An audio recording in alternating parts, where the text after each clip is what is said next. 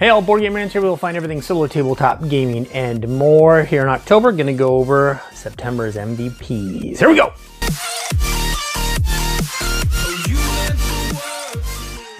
So I'll go over quickly the game count.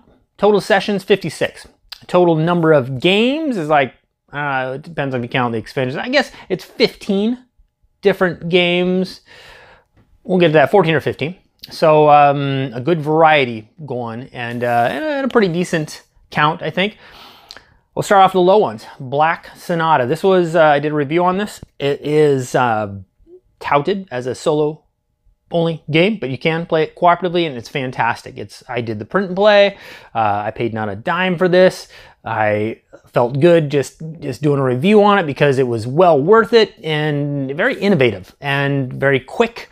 You might want to check that out. I did 2 plays of that. And it's good. Darkest Night. Played a game of that. I played with a group and it was okay. It's so long. Darkest Night I prefer solo, I think, just because of the length and I was explaining the game. I think if we played more, we get through it quicker, but solo it's just really rolls and when you're playing with others and trying to explain them, it took some hours. And so got a game of that. And Spirit Island, played that as well. I was just by myself, just busted out on the table, just saw it, and I was like, you know what, I gotta play that. It's just, it's a fantastic solo game. Lots of people talk about that one. Scythe, that was the big one last month. I played Scythe with the Fenris expansion, went through the whole campaign. Well, this month, only one game of Scythe. It was like right at the beginning too. I just sort of snuck it in there before I put it away for the month. Looking forward to busting that out again because it's just, yeah, well, I talked about that last month. Then Nemo's War, that made it to my table. I'm looking, I'm just kind of glancing, something just jumps out at me. It's like, I want to relearn that. Nemo's War is a little bit of a kind of a beast to relearn. It's just so many little nuances to it, but it really is. It's one of the most solid solo experiences as you're just, Captain Nemo, and you can play in 3 or 4 different ways as an explorer. You can go out and just crush ships, and you're gaining all this notoriety, which brings out worse ships to face. And if you overdo it, and if you're going for a certain theme and you overdo it in a different theme, you lose. And so there's all these cool checks and balances, which make the game pretty fantastic. You're rolling a lot of dice and tell you what, I can get pretty testy playing that one. But one game and it was great. I think I got my butt kicked pretty good, but it was a good one. Ganz schon clever. That's just a fun one. It's one of the first roll and writes I got, and one of the first roll and writes I've really enjoyed, and played that 3 times. And it moves so fast, and it just gets you're thinking as you try and balance everything out and maximize your score. And I don't remember doing all that well the first time. I chalked it up being rusty, but then I think I started scoring a little better at the end. But it's just fun to just pop out, and it takes nothing to relearn that game. So three games have gone, showing clever. Castles of Burgundy Dice. That's a fun one. That's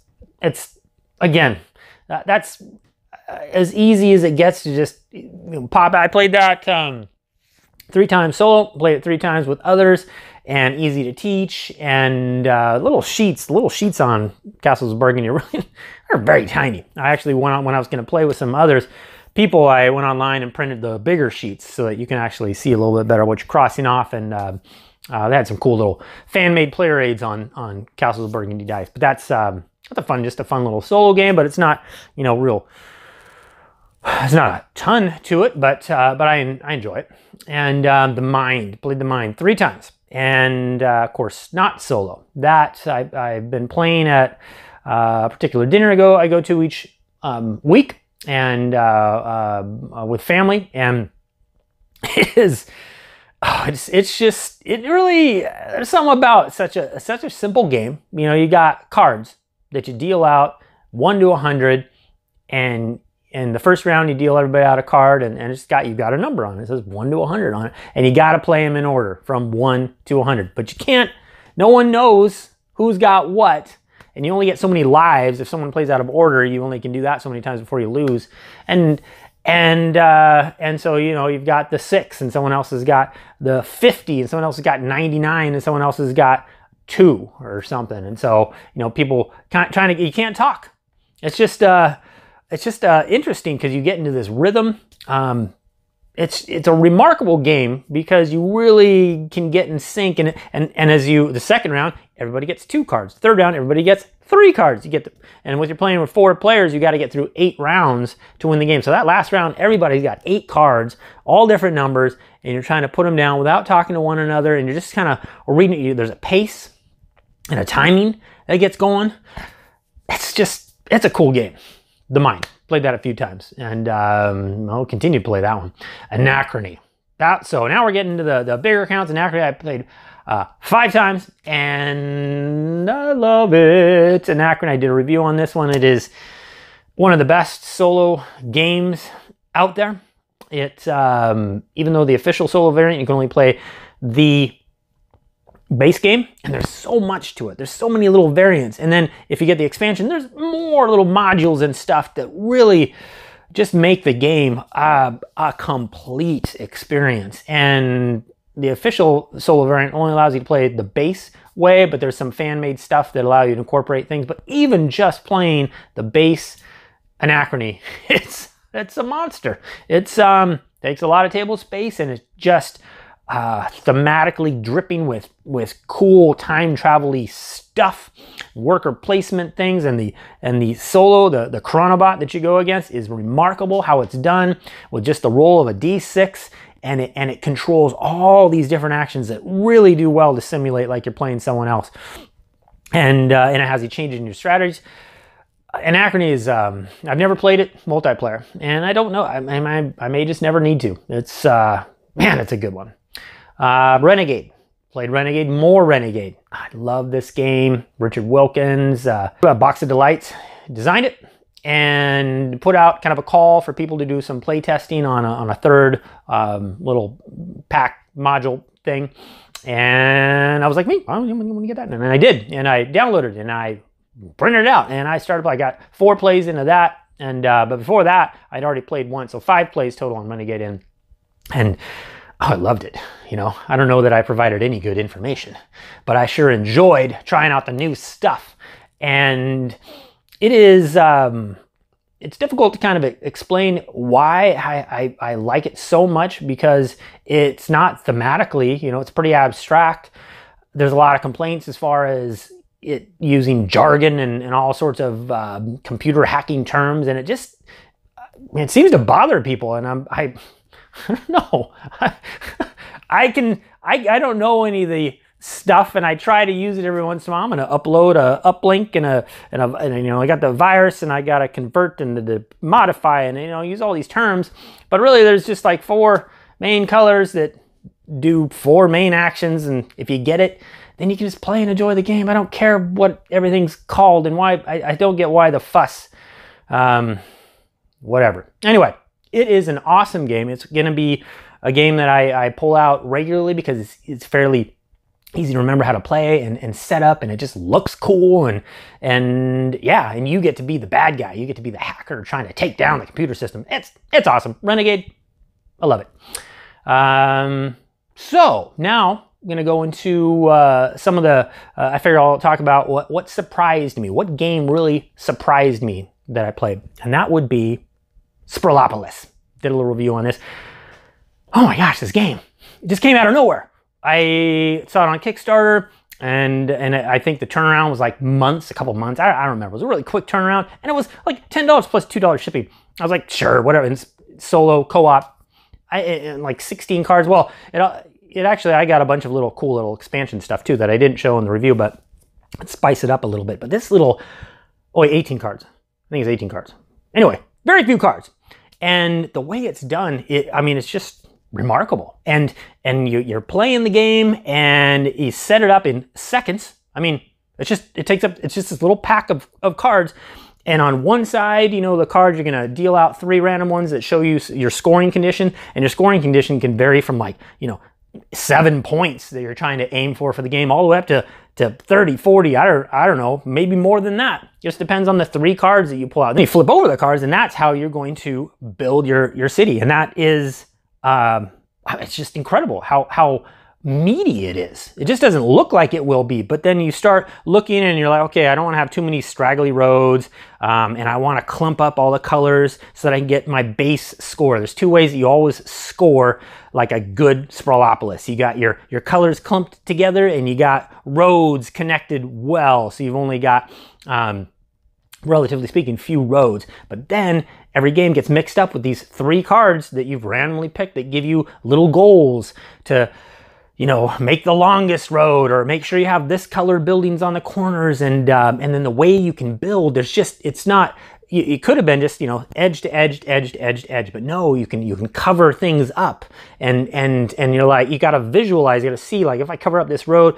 Anyway, a big surprise for me, because this game, I mean, I expected next to nothing, because these little games tend to just be more novelty than anything else, and it blew me away. So, Sprawlopolis, it's a good one. I played 9 times, 6 by myself, 3 with others, and it's nothing to teach people too, by the way. And only won once. It's a tough game.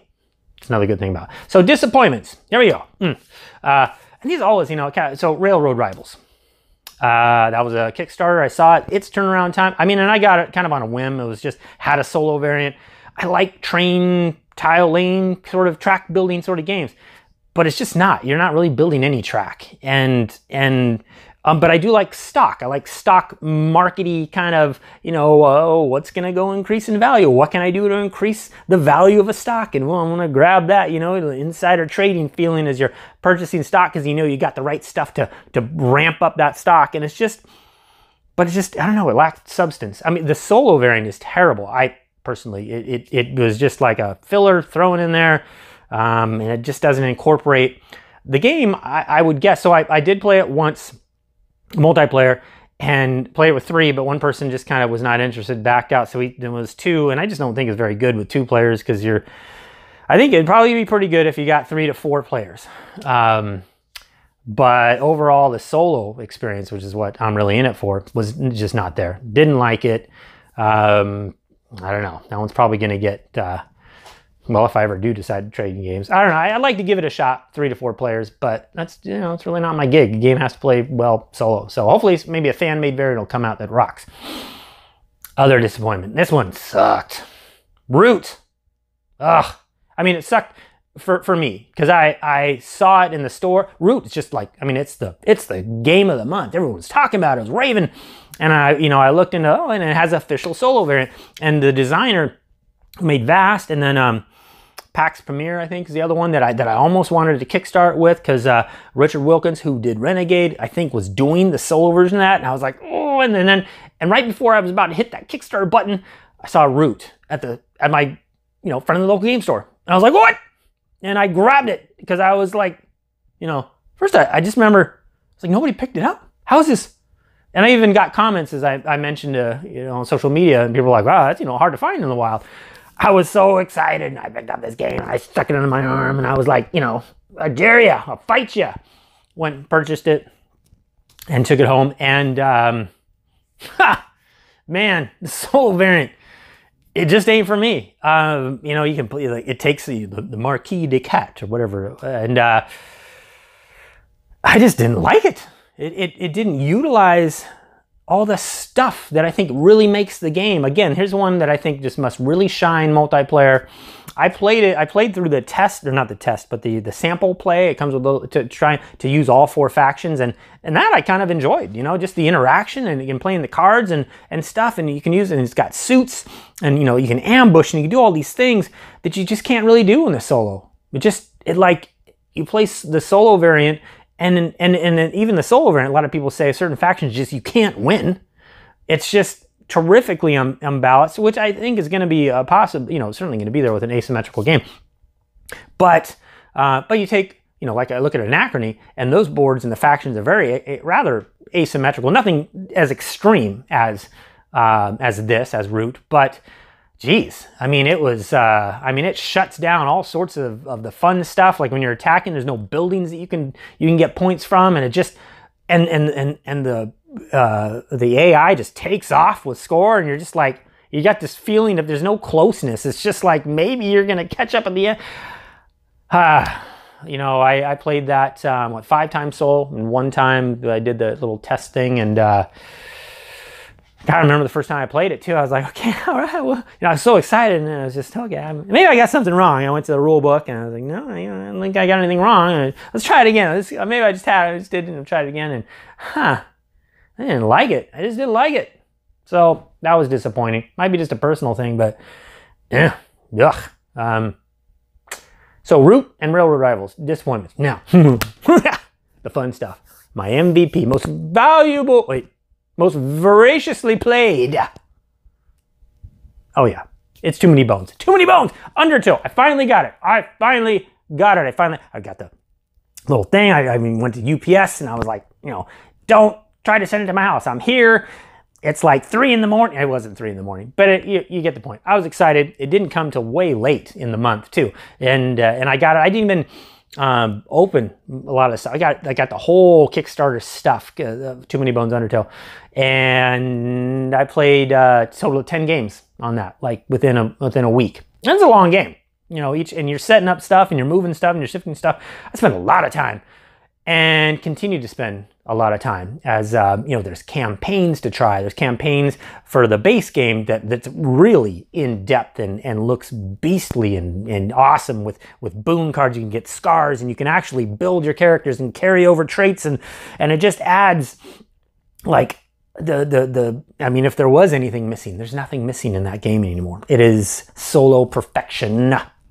I love Too Many Bones. And Undertow, you got your new characters, you got different little, you know, it's quite a bit different feeling, the way it plays, than regular Too Many Bones, but it's the same, but it's all the same, glorious, beautiful game.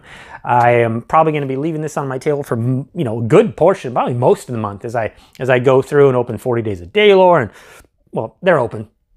Don't, you know, I'm not kidding with you. I opened it. I couldn't find the hell. I left it closed. I left them in the wrap there for a while. I did Undertow for a while. I just like looking at it and, oh, it's still wrapped. Can't wait to open that. Anyway, I'm being an idiot. So until next time, I really appreciate you guys. I really appreciate all the love and the comments, and please comment on this. Let me know what you've been playing. Let me know what's got you excited, and I'm always kind of interested in, you know, the disappointment things, because, like, you know, like with Root for me, it's kind of I almost kind of feel like you know, when I'm talking about it. It's just I wanted to love it so bad. All right, till next time, I'm out. See ya.